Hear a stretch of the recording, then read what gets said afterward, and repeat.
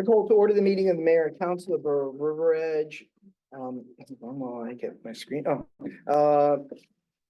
Agenda, April 22nd, 2024, regular meeting at the River Edge Library, 685 Elm Avenue, 7 p.m.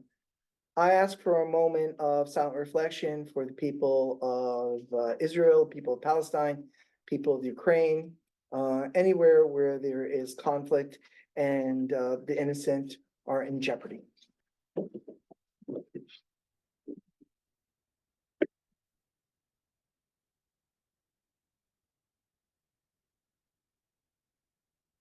Ready, salute. I pledge allegiance to the flag of the United States of America and to the republic for which it stands, one nation, under God, indivisible, with liberty and justice for all. Okay, statement of compliance with the Open Public Meeting Act. This meeting complies with the Open Public Meeting Act by notification on January 11th, 2024, this location, date, and time, to the town news and to the record, and by posting of the same on the municipal bulletin board and borough website, and following notice of the same with the municipal clerk. Madam Clerk, roll call, please. Here. Council President Monson. Here. Councilwoman Gonzalez. Here. Councilwoman Mawalari. Here. Councilman Benson is absent with prior notice.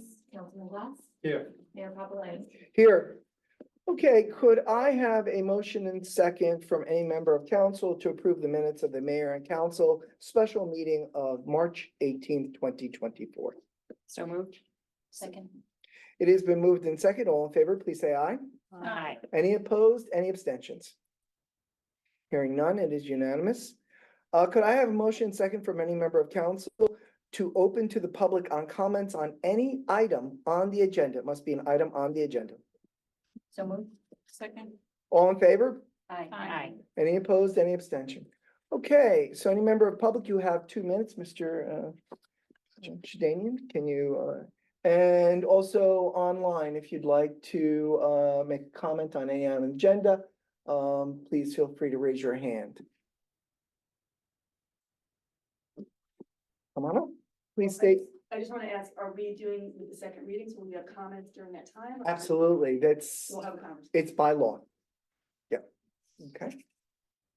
So any other? Okay, could I have a motion and second from any member of council to close to the public on any item on the Oh, agenda? I'm sorry, can I ask one other question? Sure, come on up. You guys, Well, does this mean that I? You're asking a can't speak? procedural question? Yeah, procedural. So No, if you're I not. This approve is- Now I can speak. Yep. Sure, for the thing. because this is, you get 2 minutes now and you can get 2 more minutes later. So, Christine George, do I have to say the address? Unless you're, Oh, family no, member. I'm not on the VIP list. 291 Van Salon Drive, River Edge. Go ahead. I just wanted to follow up. It's been 2 weeks since the last meeting, and I was just curious because it sounded like council had a lot to think about concerning the issue of the library and the budget concerns, and I was just wondering if there were any updates.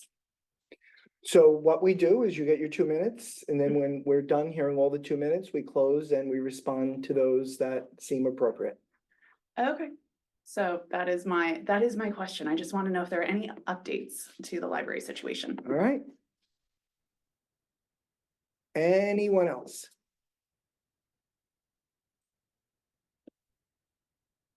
Okay, could I have an motion and second to close the public on any items on the agenda? So moved. Second. All in favor? Aye. Any opposed, any abstention? To my knowledge, there are no updates, Ms. Apatow. Correct. Okay. Okay, so there are monthly reports, Library Board of Trustees, April 2nd, and Land Use Board, March 13th, both of this year. If you are interested in those, you need to see the clerk and she will get you a copy. First reading ordinance. Could I have a motion from Council President Monsanto and a second from Councilwoman Kaufman, because we go by seniority? Motion that the following ordinances be introduced and passed on the first reading and setting May 13th, 2024 at 7 p.m. or soon thereafter, as the matter can be heard as the date and time, and the River Edge Library as the place, and Zoom as the virtual platform for hearing of said ordinance, ordinance 24-12. A bond ordinance to authorize the making of various public improvements and the acquisition of new additional or replacement equipment and machinery, new information technology equipment, new communication and signal system equipment, and new automotive vehicles, including original apparatus and equipment in, by, and for the Borough of River Edge in the county of Bergen, state of New Jersey, to appropriate the sum of $3,009,981 to pay the cost thereof and to appropriate the various grants, to make a down payment, to authorize the issuance of bonds, to finance such appropriations and to provide for the issuance of bonds, anticipation notes in anticipation of the issuance of such bonds. So move. Second. It is now in order. Ms. Apatella, can you please explain to the public what we hope to achieve with this ordinance? Yes, this bond ordinance authorizes the purchase of various items and execution of projects that had been authorized through the capital budget, such as the purchase of vehicles, equipment, ADA ramps, road programs, sewer improvements, and it's all listed in the ordinance. Excellent, very good. It is open for debate. Is there debate? Hearing none, I call the question by acclamation. All in favor, please say aye.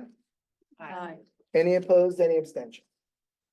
Okay, we are up to second readings. We can run all three as a single group, but I'm not going to do that because I think there will be comments. Well, actually, can I run them all as the three single groups unless someone on council wishes to for a separate vote? Even though this will be, I think we have to do it Second separately. reading and then call for comment on each one. Yeah.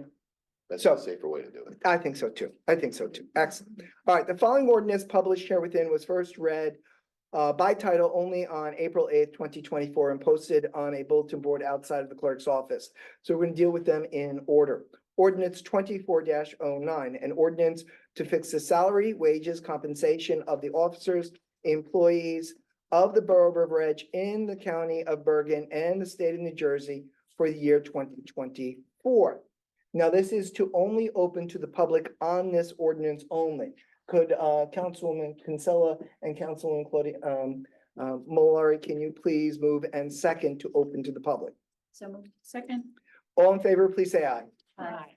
Okay, now, if any member of the public would like to comment or ask a question about 24-09, before we do that, Ms. Apatella, if you could please explain the purpose of this ordinance, what we hope to achieve. Yes, this ordinance is to establish the salary ranges, the minimum, maximum, whether it's an hourly employee or a full-time employee paid by an annual salary.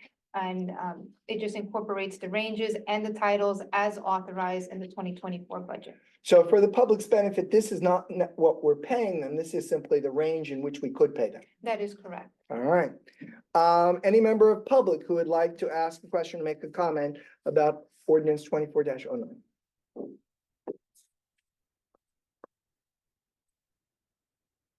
Seeing none on the virtual platform and seeing none in the live location, could I now have a motion second, a motion from Councilman Glass and a second, let's just follow it all around to Council President Monsanto Cohen. So moved. Second. All in favor of closing to the public? Aye. Any opposed, any abstention? Okay, and if we could just from this point on, that way I don't have to. Councilwoman Kaufman, can you please move ordinance 24-09 as previously read? And Councilwoman Kinsella, can you second that? So moved. Second. Okay, it is open for debate. Is there debate? Hearing none, all in favor, please say aye. Aye. Any opposed, any abstention? Hearing none, ordinance 24-09 is approved unanimously. Okay, now could I, in a moment, have a motion and second to open to the public ordinance 24-10, an ordinance amending the the revised general ordinances of the Borough of River Edge, chapter 384 entitled Trees. So moved. Second. All in favor, please say aye. Aye. Okay, now we are open for ordinance 24-10. I think there are some people who might want to speak.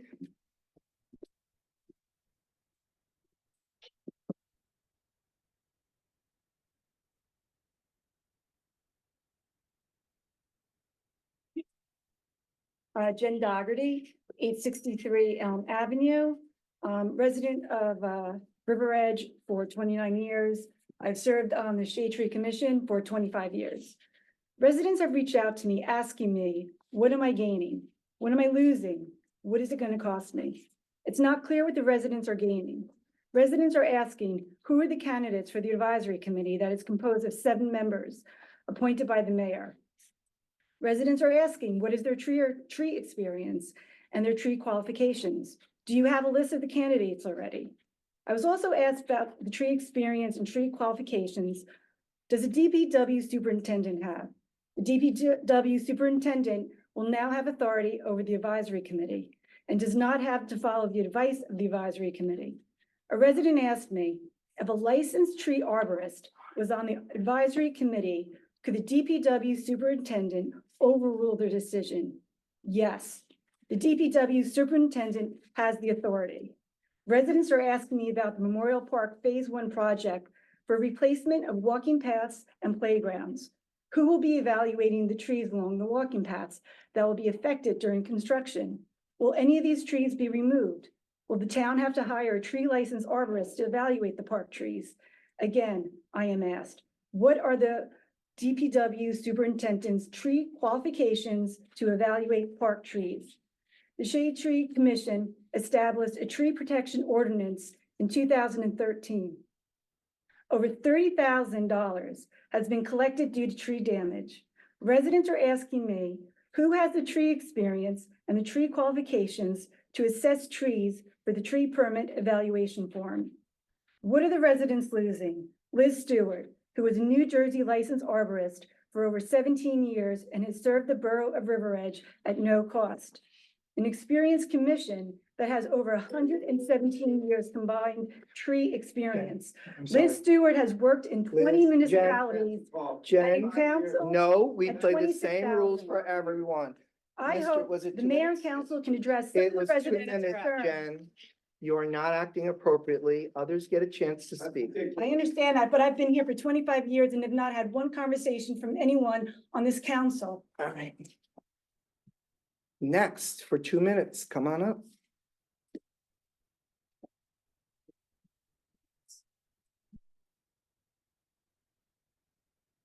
Go ahead, Okay, for anyone who is not at the, name and address.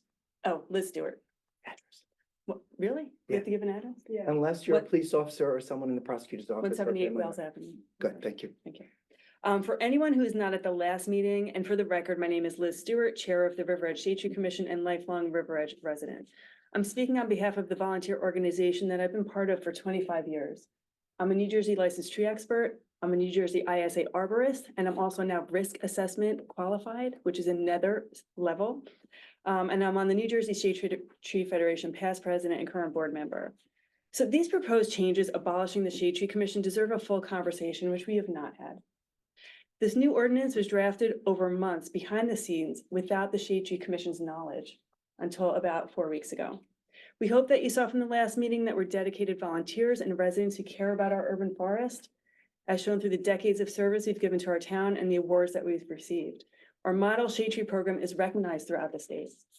Tonight, our concerns are: number one, under this proposed ordinance, the valuable added layer of liability protection for commission under the state statute, it will be eliminated.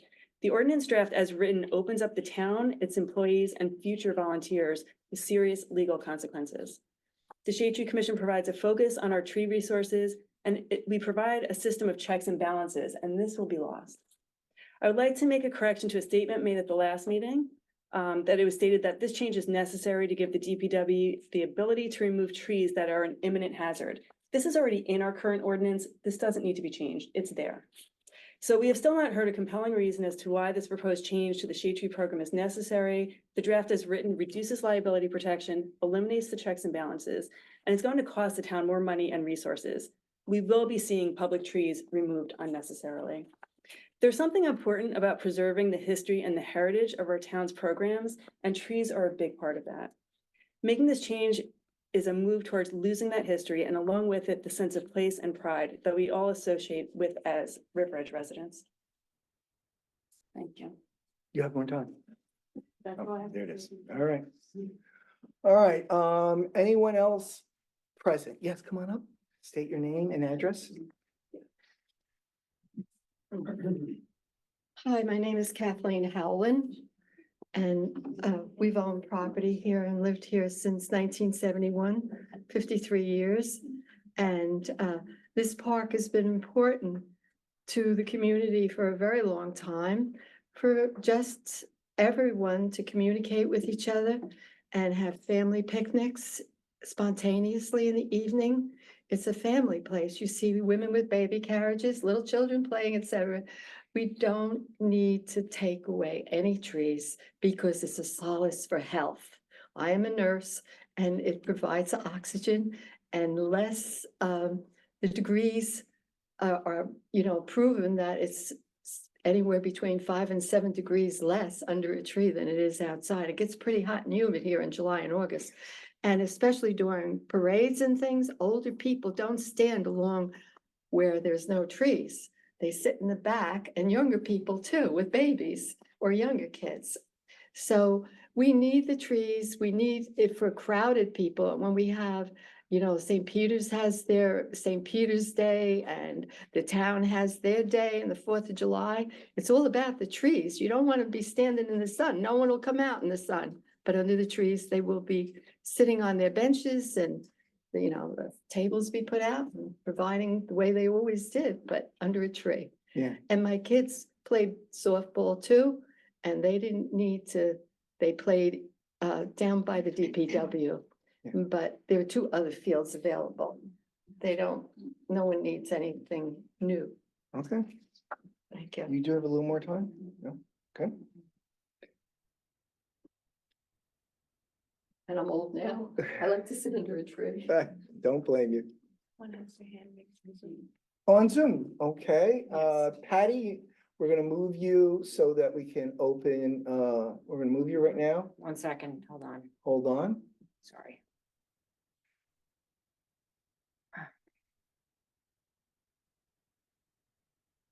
I apologize for the.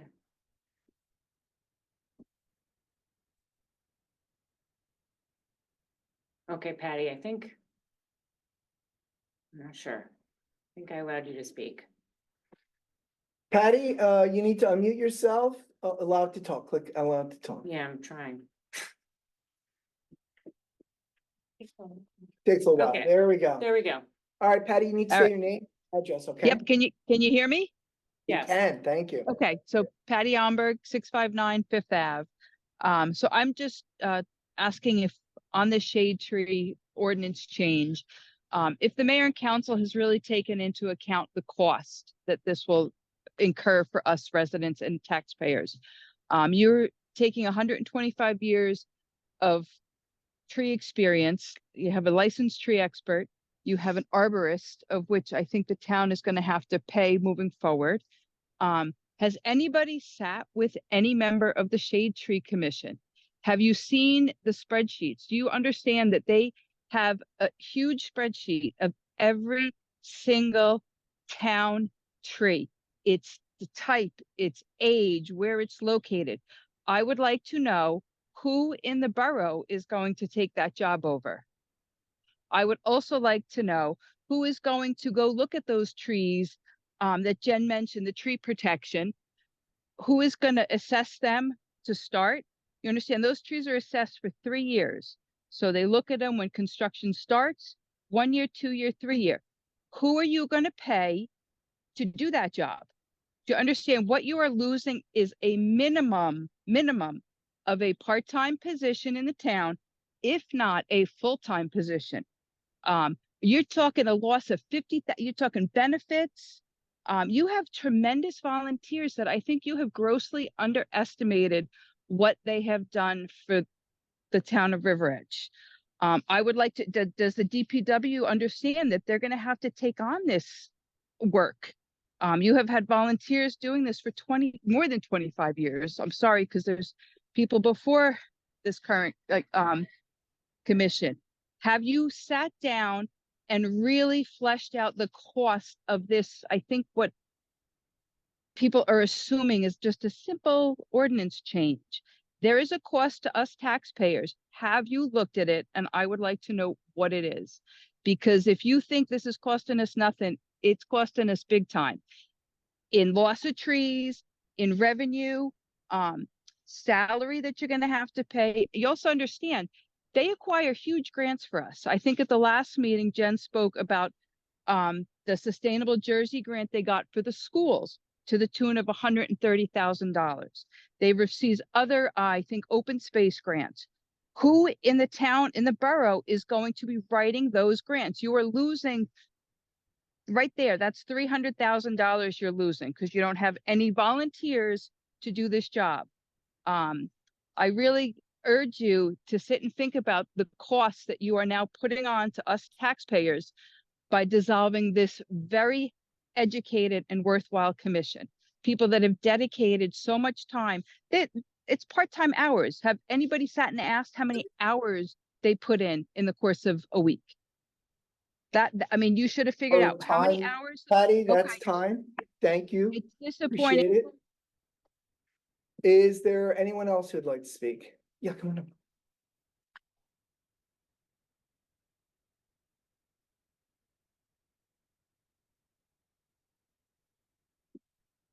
Frank Doherty, 863 Elm Avenue.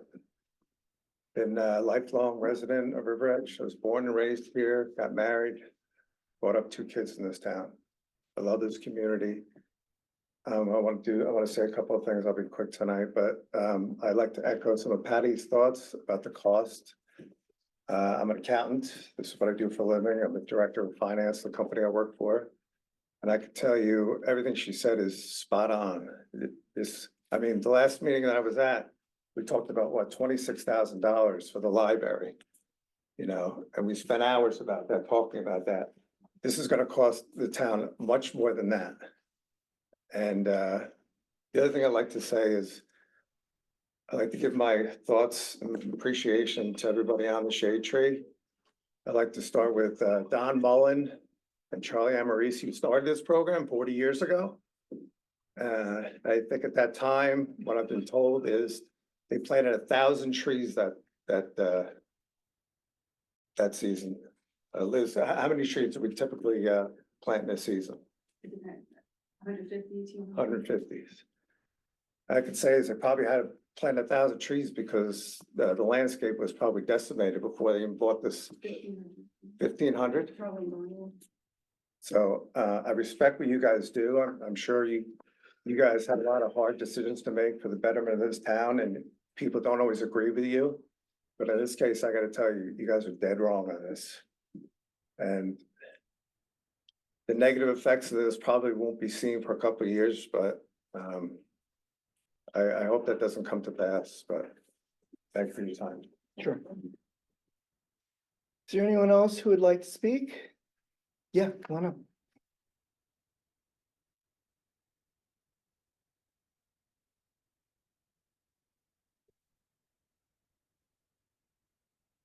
Hello, Gavin Stewart, 178 Wales Avenue. Gavin. It's hard to believe, but sadly true, the group of volunteers who have devoted decades to maintaining a shade tree program known throughout the state can suddenly discover, without prior warning, that their thriving tree program is slated to be cut down, leveled, disbanded. Before you remove a healthy tree or a healthy tree program, you'd better have a compelling reason why. Both things take a long time to grow. Once that tree is cut down or that group abolished, there's no piecing things back together again after the damage is done. As a River Edge resident, I would hope that key decisions, ones that will have an impact on this town for years to come, are not driven by what is easy, expedient, or advantageous to only a few individuals. Such decisions should be made transparently, after open discussion and honest inquiry, and be guided by what is best for the community as a whole. Speaking of community, I'm concerned about the discouraging message the handling of this matter might send to future volunteers within our community. As council members, you should understand better than most that service to our town should be recognized rather than disregarded. It's disappointing that, to see the Shade Tree Commission service to River Edge cut short. It's disappointing that the jarring news was delivered rather coldly in the form of an imperfect legal document. It's disappointing that this decision was made without consulting in advance with those who know the tree program best, the members of the Shade Tree Commission. I'm concerned that such poor treatment of dedicated volunteers may serve as a warning rather than a welcome to those who would consider serving River Edge in the future. That too would be a disappointment and a disservice to our town. Thank you. All right. Okay, anyone else? Yeah.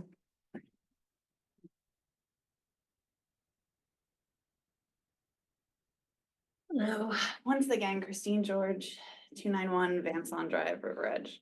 So this is the danger, like I came for the library thing and then I got upset about the tree thing because I came last time and saw all this, so. I think optically, this is kind of terrible to not talk to the group first before these changes are made. And also, guys are 2 for 2. The library thing on the first day of National Library Week, this on Earth Day, and you're voting on an Arbor Day thing too, like optically, this does not look good at all. So, but getting down to the points of this, I have a question concerning section 384-3 subsection I.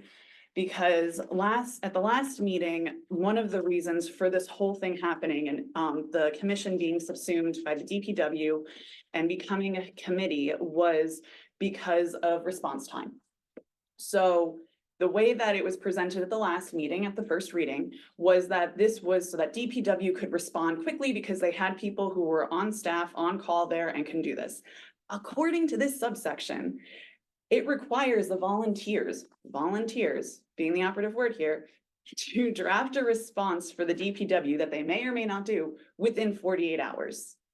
That to me is a really chilling effect on volunteers because as somebody with a full-time job who's like commuting in and all of that stuff, that kind of a deadline, I can't even guarantee that to the work that I'm dedicating like 10 hours a day to. So I think that that is something that really shows that you have not talked to the group of people who are going to be doing this.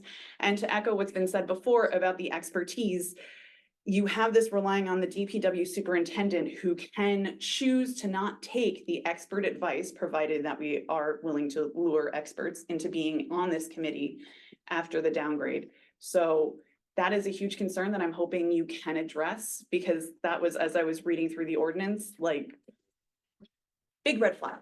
Thank you. Anyone else? I'm Kathleen Murphy, River Edge, New Jersey. I just have one Address, oh no, you don't have to address. comment, Go ahead. and that would be for the shade trees. If this passes, I believe that a referendum should be enacted, and we should get together and try to put a referendum on the ballot to discourage this and to not have this happen. So that's what I would say to all the people in town, a referendum. Okay. Anybody else?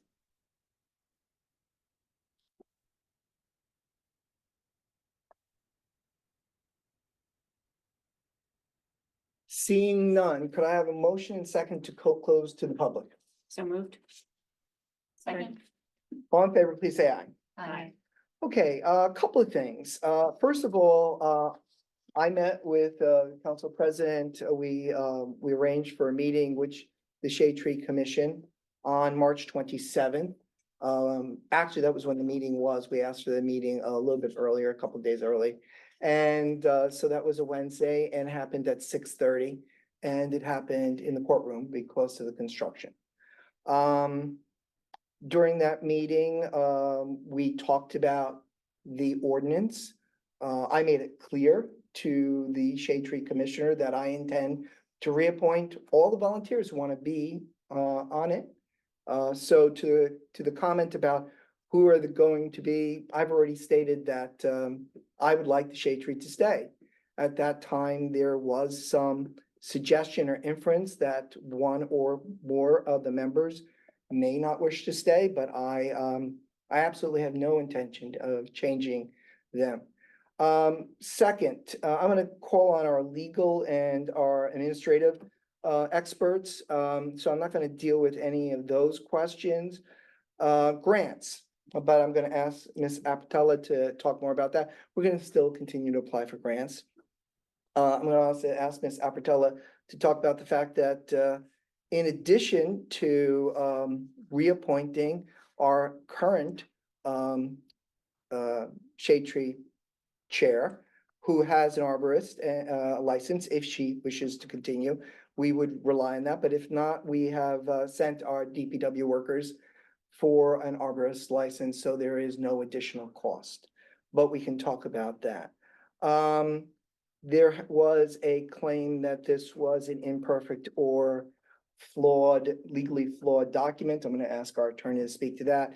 But we had 3 attorneys review that. We had Mr. Sarlo, Mr. Shedanian, and Mr. Rowe. But they're gonna speak to that. To the inference or suggestion that we're going to cut down trees, we're not. I love trees. If a tree becomes a concern, the Shade Tree Advisory Committee, because that's all that's happening, is changing the name and sharing power, not abolishing them and not cutting down trees willy-nilly.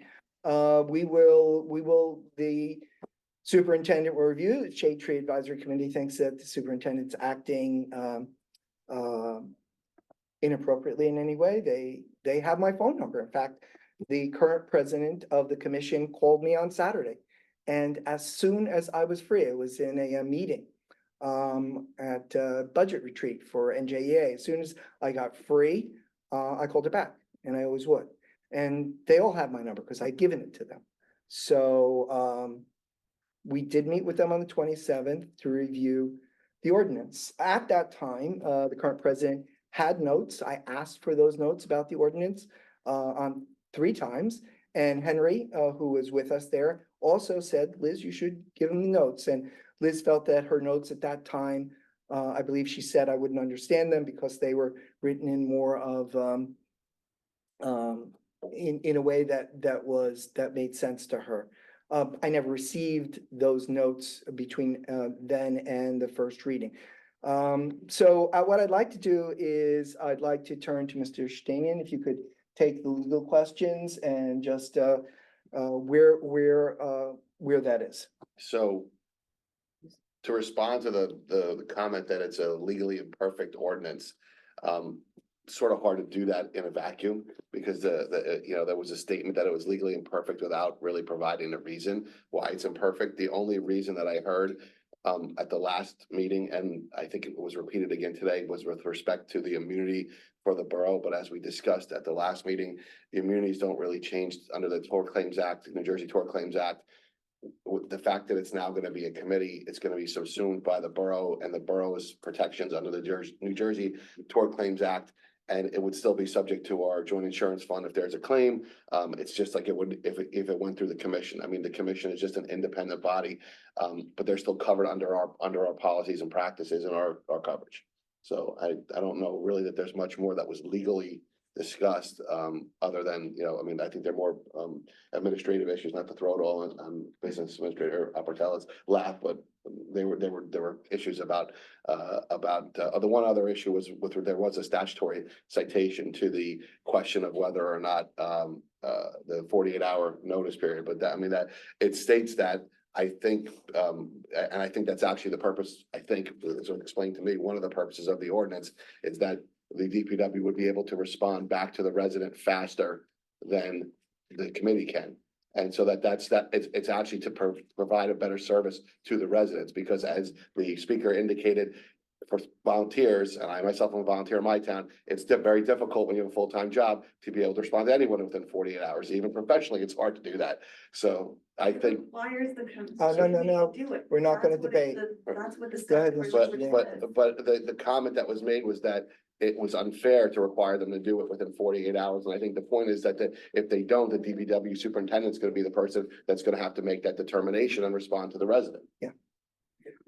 Ms. Apatella. Yes. Okay. In regard to ordinance 24-10, the New Jersey Department of Environmental Protection requires all municipalities to adopt the language concerning tree removal and replacement as part of the municipal stormwater tier A permit. The model ordinance was created by the DEP in conjunction with the New Jersey Shade Tree Federation. And this language applies to both public and private property. We are subject to the same standards of replacing trees that are removed but are not hazards. So there is no risk of deforestation. The current code does not enumerate programs that the commission had mentioned on the April 8th meeting. Under the statute, under our code 384-6 subsection F, it only states to encourage arboriculture. By having a commission, it invokes the state statute of regulation, planting, care, and control of shade and ornamental trees on public property shall be exercised by and under the authority of the commission. If you review the powers of the Shade Tree Commission in 384-6, the state statutory language indicates that the commission exercises full and exclusive control over regulation, planting, and care, and regulate and control use of the ground surrounding same. By reorganizing the group of volunteers from a commission to an advisory committee, the state language mandate is eliminated. However, the group of volunteers is not being eliminated.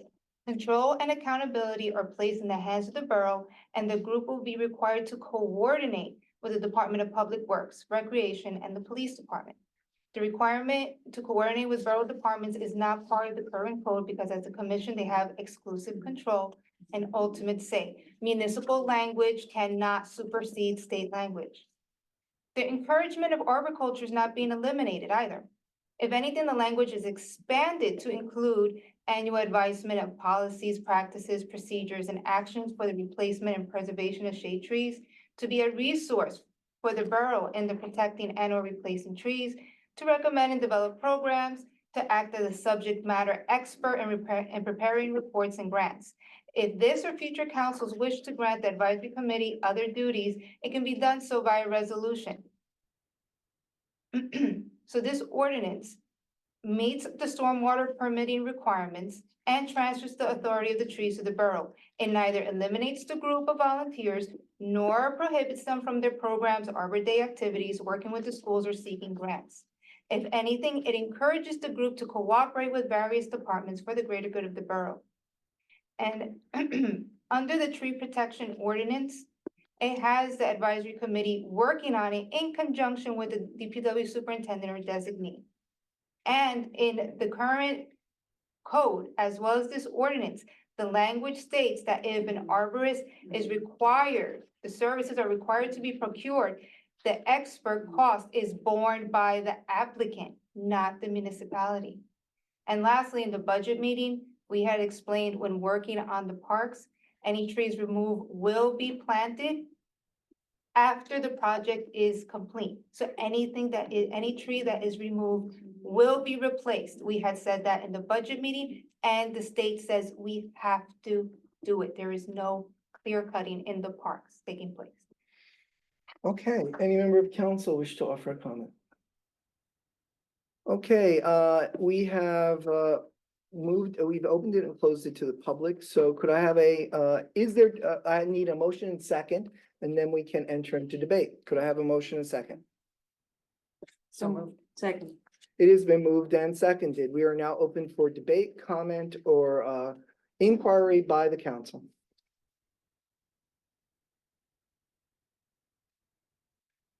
Okay, Madam Clerk, roll call, please. Councilwoman Galvin, Yes. You can see me at the end. President Monticello, Yes. Councilwoman Gonzalez, Yes. Councilwoman Mallory, Yes. Councilman Glass. Yes. Okay, now we move to ordinance 24-11. Ordinance 24-11, calendar year 2024, ordinance to exceed the municipal budget appropriation limits and to establish a cap. NJSA 40A:45-14. Could I have a motion second to open to the public? So moved. Second. All in favor, please say aye. Aye. Madam Apatella, if you, Ms. Apatella, could you please explain what we're doing here? Yes, cap appropriations, the annual increase is based on the inflation index rate for the previous year. And no municipality can increase appropriations subject to the spending cap by more than that unless you pass an ordinance to go up to 3.5%. The main reason for doing the index rate ordinance is to allow for any unused cap to be on paper only, banked for 2 years. If you do not do the ordinance, any amount under the current current index rate is lost. It is a financial planning tool that all municipalities exercise to provide cap relief if there are any large spikes in appropriations. So essentially what it is an insurance policy. Yes, Okay. And we'd only use it if there was such an emergency. it's only for future budgets, but it's only good for 2 years. Okay, it is now open to the public. Any member of the public who would like to speak on ordinance 24-11, ask a question or make a comment? Excuse me. Sure, come on up, you gotta say your name. Sorry, I'm sorry.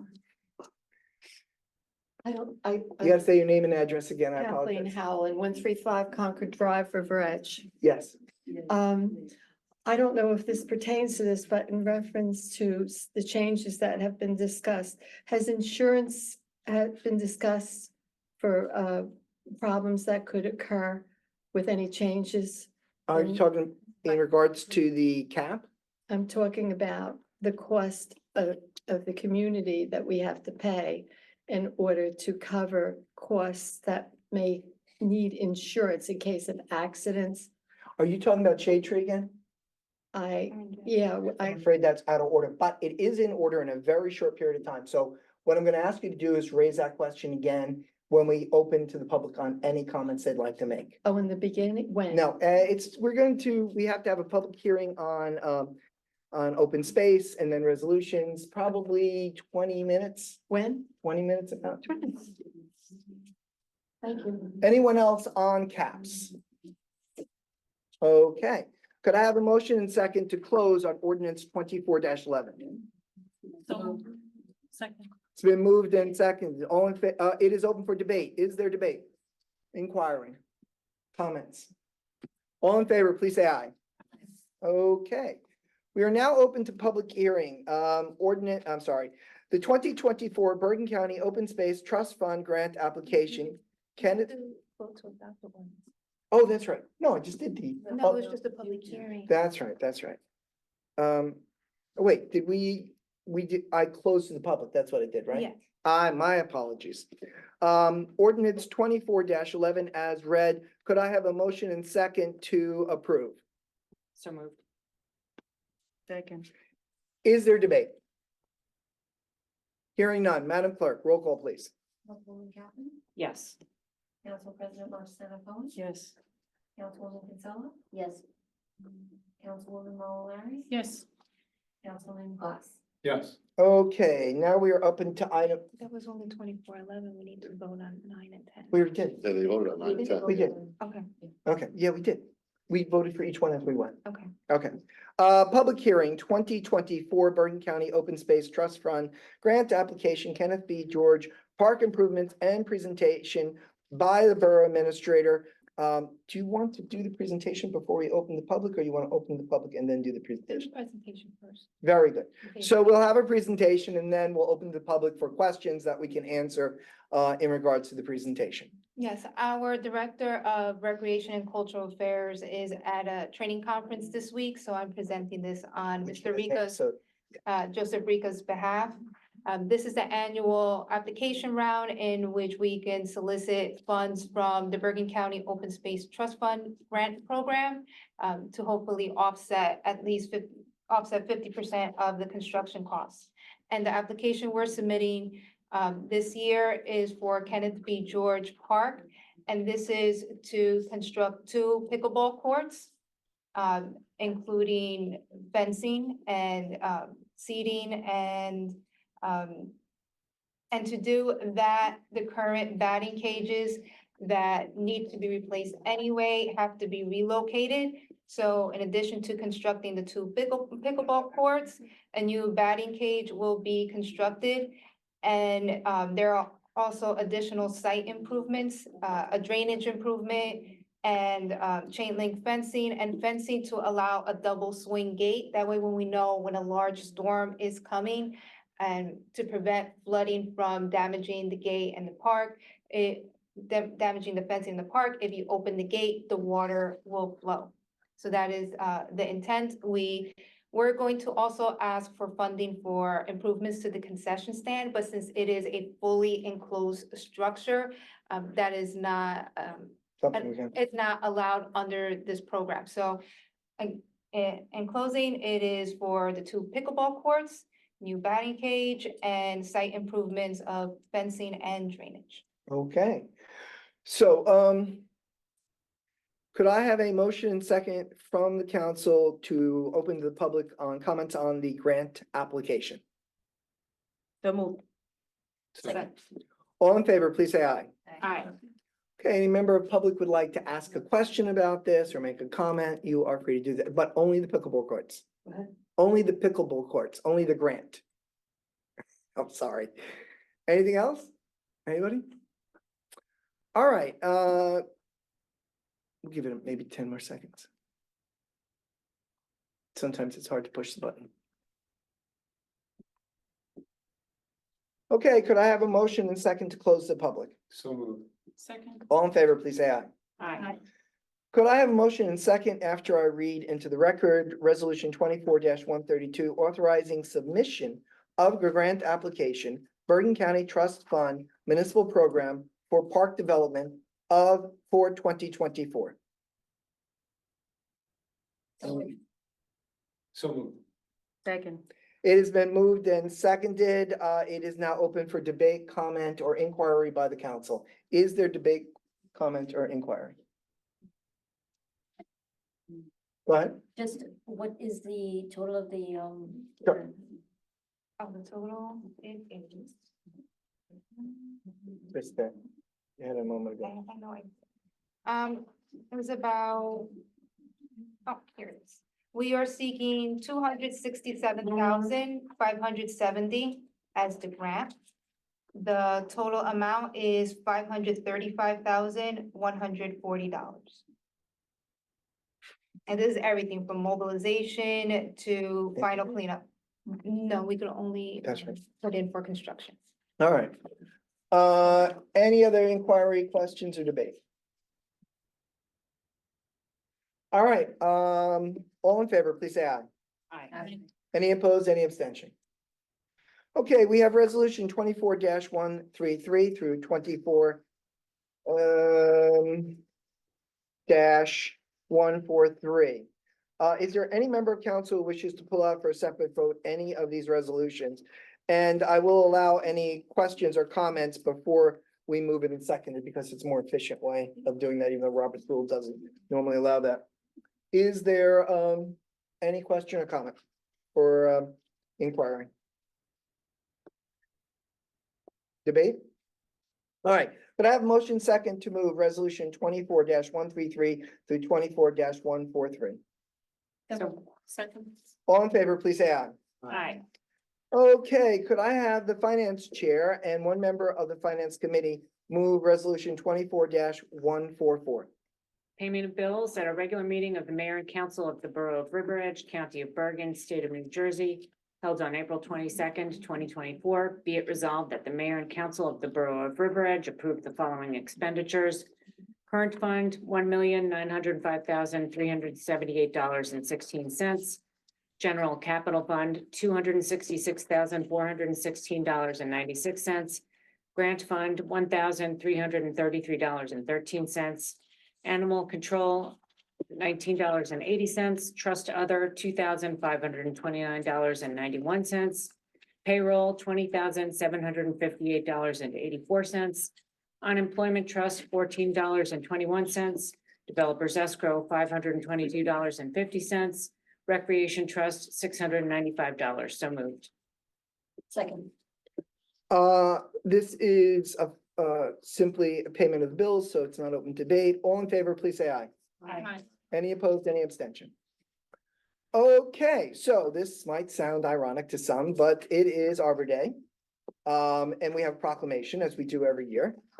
We hope that someone from Shade Tree might come. It's an advisory board now. We've made a commitment to fund in the capital budget trees.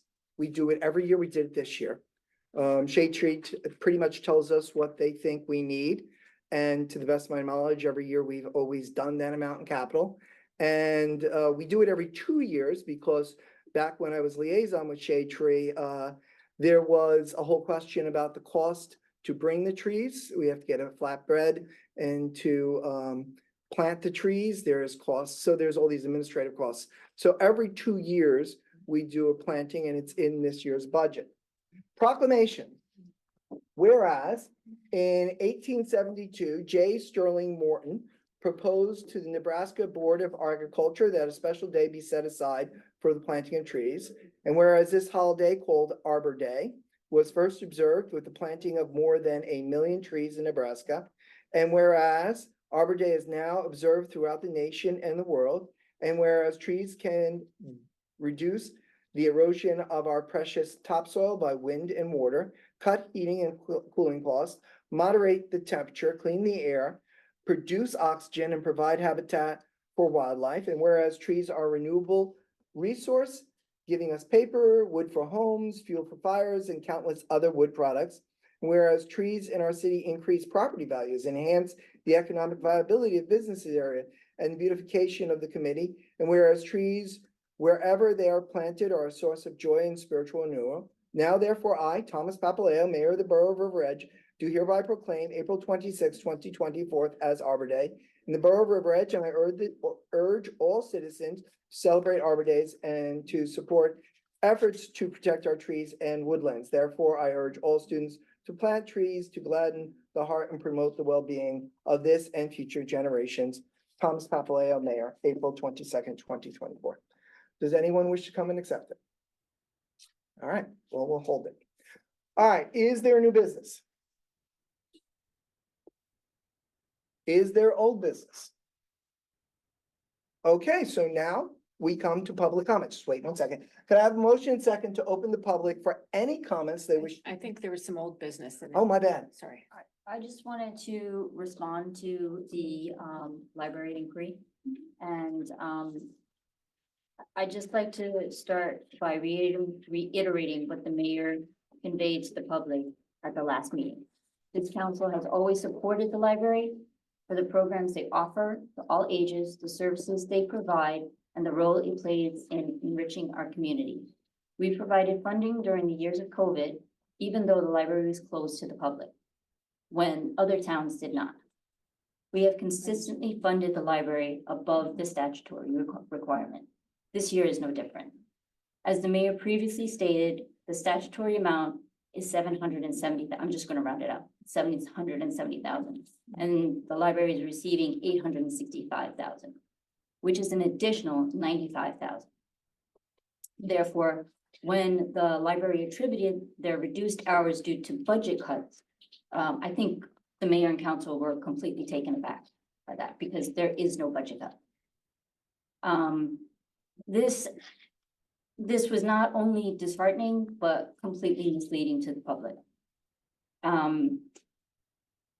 Seeing so many people, many residents at the last meeting express their concerns, frustrations, and anger over the news was enlightening.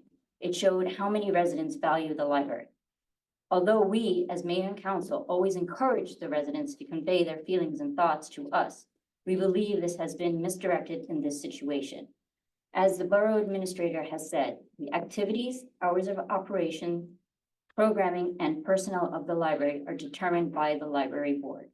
What the library does with the provided funding is under their jurisdiction under state statute, but they cannot exceed their funding allocation. The library board is completely aware of this fact. Again, to be clear, we did not cut their budget. I'll just close by saying that it's an arduous process that we all went through with the budget this year. And we as the governing body have a fiduciary obligations to each one of you, and failing to address this unfortunate issue goes against that mandate. With that said, we stand by the current budget that we have adopted. Okay, any other new or old business? Okay, could I have a motion and second to open up to any member of the public for any comment they would like to make? There is a limit of 2 minutes per speaker. So moved. All in favor, please say aye. Aye. You can, Ms. Helen, I think you can stay there. Actually, no, she has to come to the mic because Do it I have to- won't necessarily be picked up. Okay. I need to know this. I'm trying to hopefully. Kathleen Howland, 135 Concord Drive. In reference to the immediate area of where the trees are being discussed and a field that is going to be fenced in, right? Has anyone considered the increased cost of insurance in case there's a claim? There's two different kinds of activity going on, a very passive activity and then a very active activity. And you can't evict one while the other one is going on. I'm gonna So, and they stop you might- for a minute. Would you stop the clock? Excuse me, Yeah, because I'm just asking a clarification question. I don't want to take. the away from you, sir. question is. No, no, where is it? What? Where are you talking about? We're in talking town? about Memorial Park. Memorial Park. So I asked him to stop the clock so that you don't lose any time. Okay. I just wanted that for Okay. clarification, because So- I don't think anybody who's watching would know where you're talking about. Oh, well, I know what I'm talking about. All right. As soon as you begin speaking again, please start the clock. Yes, go ahead. I'm talking about the possibility of this passive group and the active group being in one place at one time. And there is a strong possibility there may be a conflict through an accident. What kind of insurance do you have covered? And do you realize that if there is a claim put in with a loss, partial loss of maybe head injury or a limb or whatever it may happen, or a heart attack, that, and it caused by the change of activity, that you could deplete what you have in one claim? Okay, we just start the What clock kind of again? insurance We're gonna coverage stop. do you have for the I'm confused activities? only, what is the active that you're speaking about? and what's We're the talking passive? about softball and this engaged area where the fences are covered. You talked about that. You talked about, there's going to be a field put in.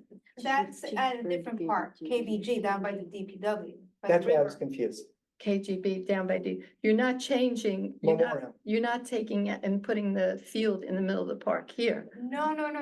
Oh, No, that it's to was the con- understanding No, I that is had. to construct it at Kenneth B. George Park. and how will you deal with the flooding down there? Okay, so turn the clock back on and we'll, so you have a question about insurance at KGB and flooding. Keep going. Yes. And any activities that are going on down there, claims wise, insurance wise. And just again, so I understand, you're asking about during construction. During construction of the pickleball courts. Well, if whatever happens Okay, during the activity, okay. what kind of claims do you have insurance wise? What kind of coverage do you have for accidents? Okay. Because $1 million could be depleted in, a minute. Okay. All right, well, after we hear from everybody, we'll go through, I'm writing it down, we'll go through it and I'll have the appropriate people address Yeah, it. find out. Absolutely. Yeah. Okay. Okay, is there any other person? Come on, Jen. And if anyone has a question online, just raise your hand and we'll get to you. Yeah, those who are online, start raising your hand now so that it's easier for us to bring you over. Name and address. Jen Dougherty, 863 Elm Avenue. As of today, we no longer have a shade tree program. Still not clear what qualifications the DPW superintendent has. And it's still not clear who this arborist is who's going to be taking the exam. So as of today, we don't have a program and we do not have an arborist. And the arborist who's training still needs to pass the exam. So today, I'd like to thank my fellow shade tree commissioners. I am thankful for your dedication and the difference we had made in our community. Be proud. My husband Frank and my children Tommy and Melissa, thank you for your encouragement and support. I would like to acknowledge present and past borough employees who have contributed to the success of this tree program that I was on for the past 25 years. DPW crew Kenny Morris and Eric Phillips, they're great. And as of today, I do not think they're taking the arborist exam. Gita Berman, Chris Patagula in finance, thank you so much. Nicole Schnappner in the building department, huge instrumental person in our tree protection ordinance.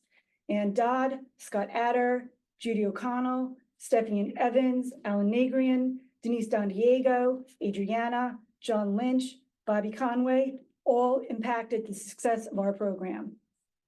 You'll never forget Don Mullen and Charlie Emerisi, who reignited this program over 30 years ago and got a bond to plant 1,000 trees. The one who plants trees knowing that he or she will never sit in their shade has at least started to understand the meaning of life.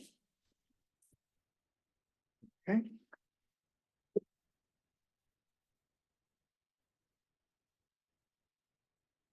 Right. Anyone online before we go to someone else in the audience? No. Someone else in the audience? You're up first and then I'll go to Liz, unless you want to Liz, do you want to go? Liz can go first. I just have some clarification.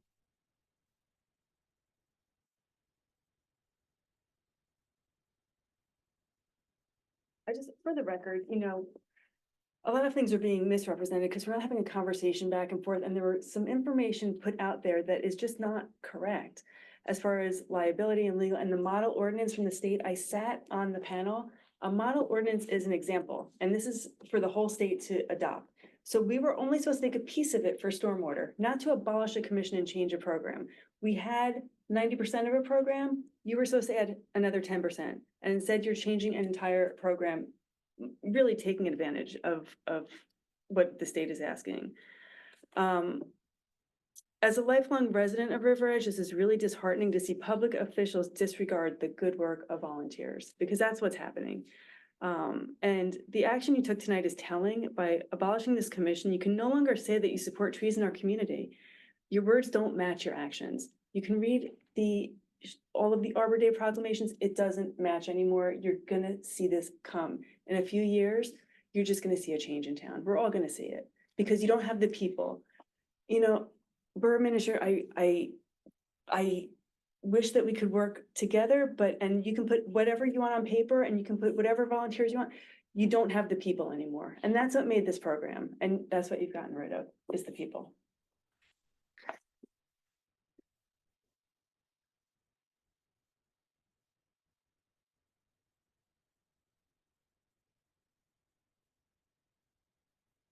Yeah, say it again, sorry. It's okay. Christine George, 291 Van Salon Drive, River Edge. I just wanted to address the comments from the councilwoman. I do appreciate that, and the consideration you took in the response with it, and that, yes, ire should be taken up with the library board, and I fully intend to ask for the minutes and follow up on that. But something I do want to note is that the library did a delivery service during COVID, and that also doesn't cover the costs, which are astronomical, and I'm not going to get into now because there's no need to geek out on the library stuff, but ebooks cost so much more than regular books. So the Libby service, like, all of that funding was still going in there. I also want to address the subsection I that we talked about before. If the DPW is the one responding, that's what it should say. That is not what the statute says here. It requires the Shade Tree Committee now to provide a response within 48 hours to the DPW. So if you wanted to do, if what you said before, the responsibility falls on the DPW, that is what the statutory language should say. That is not what it says, and you're putting a huge burden on volunteers by not doing that. So that is what I want to say, because it did not address the question before, and the huge concern is if you even get anybody who wants to volunteer after all of these shenanigans, quite frankly, putting that kind of burden on them to have potentially their response that they rush within 48 hours to give to the DPW commissioner that can be discarded, that's really problematic. So I highly, highly suggest, although it's too late now, but you may want to try to amend that language to have it mean what it is you say, because that's going to be hugely problematic. Anyone else?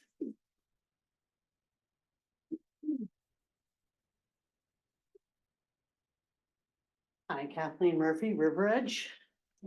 First, I'd like to offer my condolences to River Edge Fire Department Chief Schlossberg on the loss of his mother, Marcia. She was a really wonderful woman. My questions are, why wasn't this meeting rescheduled? It is the night of Passover. We closed the Borough Hall Friday for Good Friday, but on Passover, some of our council people can't even come because they're at a Seder. So I think that that was terrible planning. Resolution 24-67. This was from January. You had a change order increase for the building of Borough Hall. The original cost was $2,928,895. This made it $3,017,294.06. We're up to change order 6. How much more are we going to increase the Borough Hall cost? You would like to always say that, oh, we're gonna stay in budget. We have to be in budget. Is there any misappropriation going on with all these change orders? If anyone wants to Google what happened in Dumont, their Borough Hall went from 12 million to 20 million. And what's going on with the marijuana dispensary? That's it. Kathleen, you just want to know if there's any progress about the marijuana dispensary? An update, it was Okay. talked about, Update. what's going on? Anyone else? Could I have, well, we'll give it a second. Could I have a motion and second to close to the public? All in favor, please say aye. Aye. Okay, I'm going to allow the administrator to talk about KGB insurance and flooding. The Shade Tree program is going to continue. I have already stated on the 27th, tonight, and will restate that as far as I'm concerned, all of the volunteers are reappointed. If they choose not to be, that's certainly, I respect that.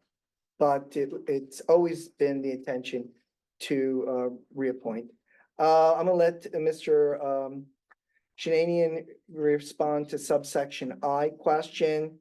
I'm gonna have the administrator speak to why wasn't the meeting rescheduled and the change orders. But I will respond to change orders. As anyone who's ever been a council person knows, that when you do a building project, there are change orders. It is impossible to anticipate what's going to happen once you start tearing down a building if you're going to build a new one. This council was presented with 2 choices.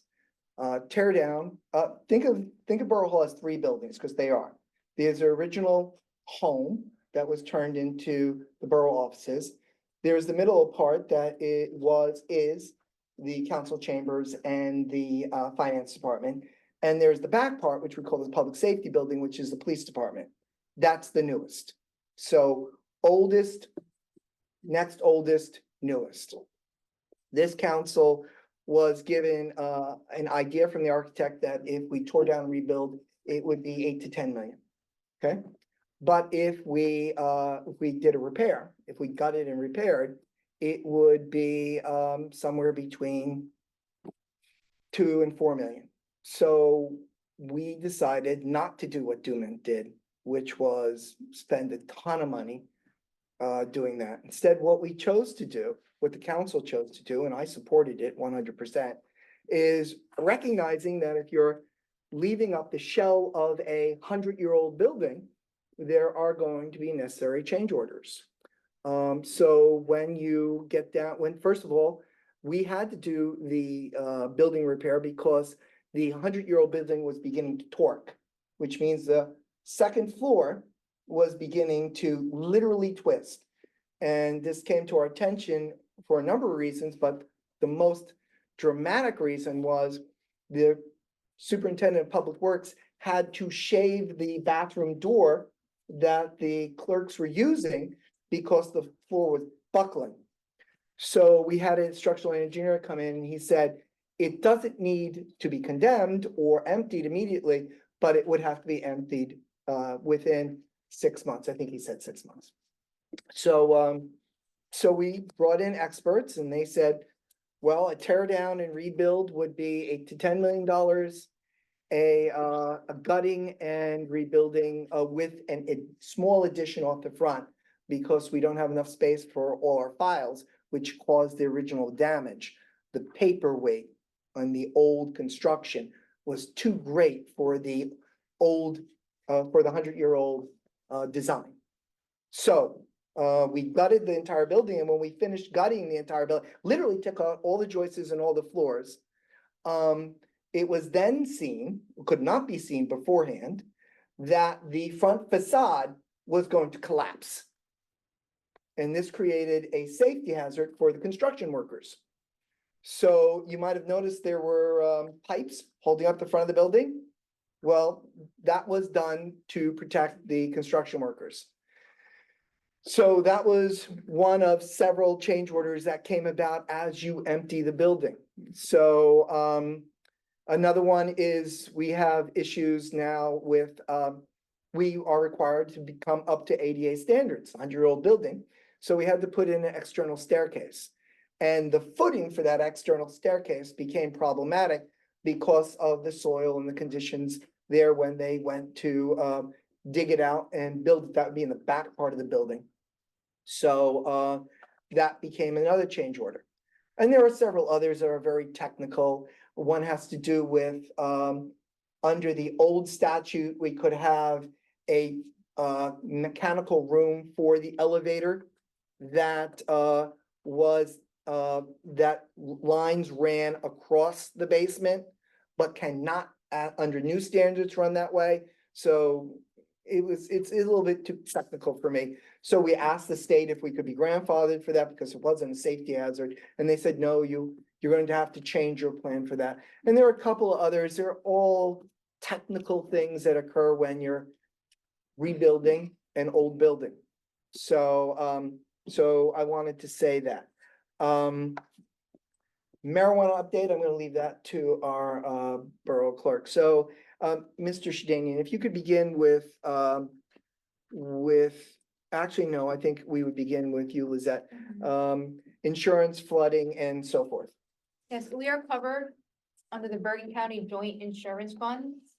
We are covered under a joint insurance fund. So that covers the buildings, the personnel, the volunteers, the activities in the parks, whether passive or active recreation. And that also includes flood insurance. That all exists already. So no, the only time we have to incur additional coverage is if we start new programs, but we're part of an overall umbrella with multiple municipalities. It's not like we're self-insured. And as Mr. Shedanian had explained, a municipality is covered under the New Jersey Tort Claims Act, Title 59.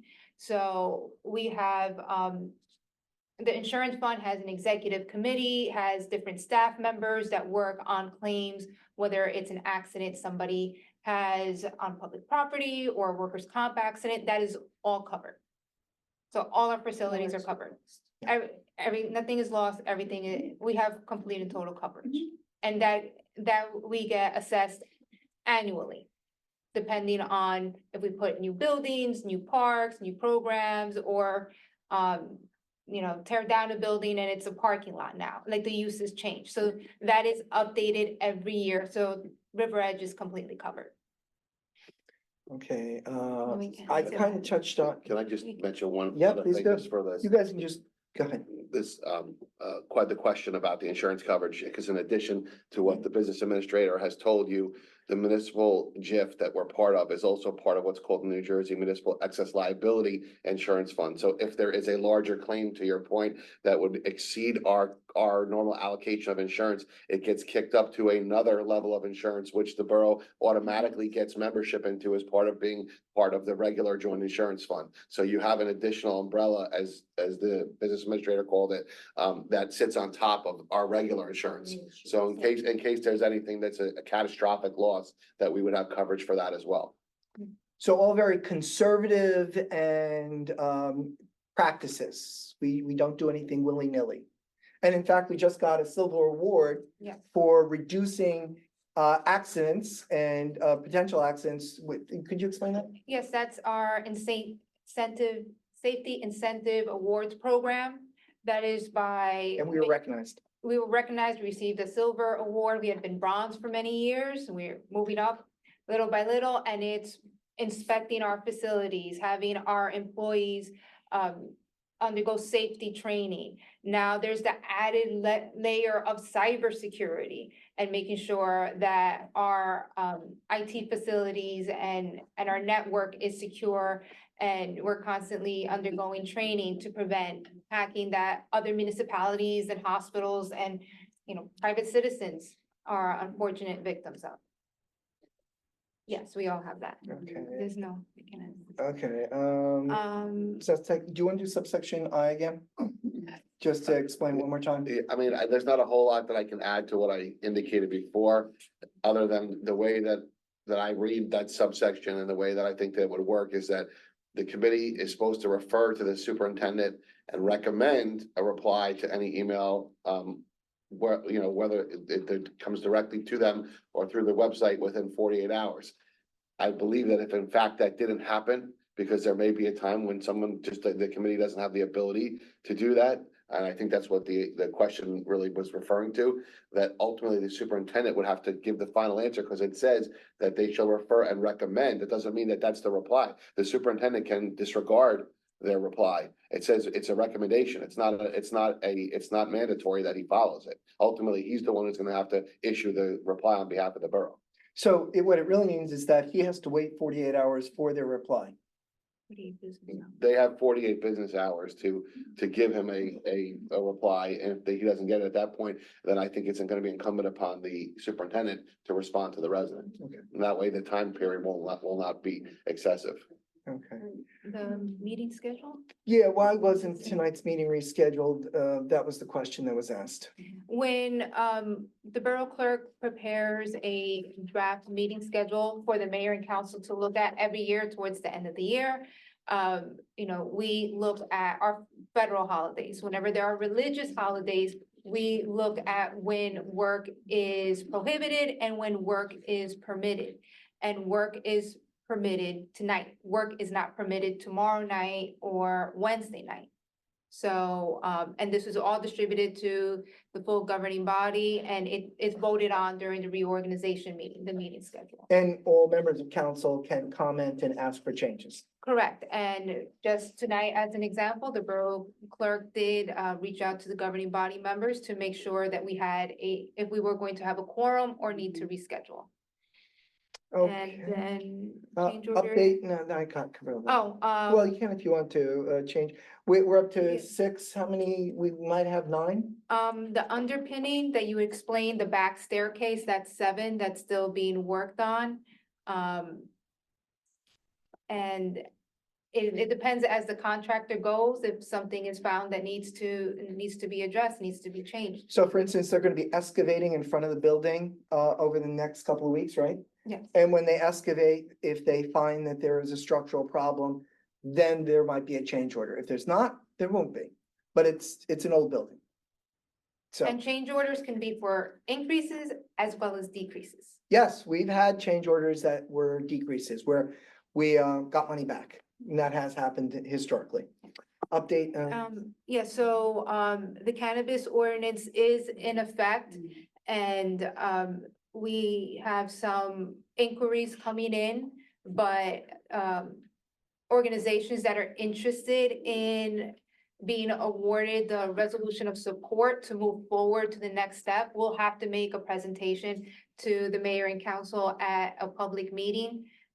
We anticipate possibly second meeting of May. It all depends on the inquiries that we receive.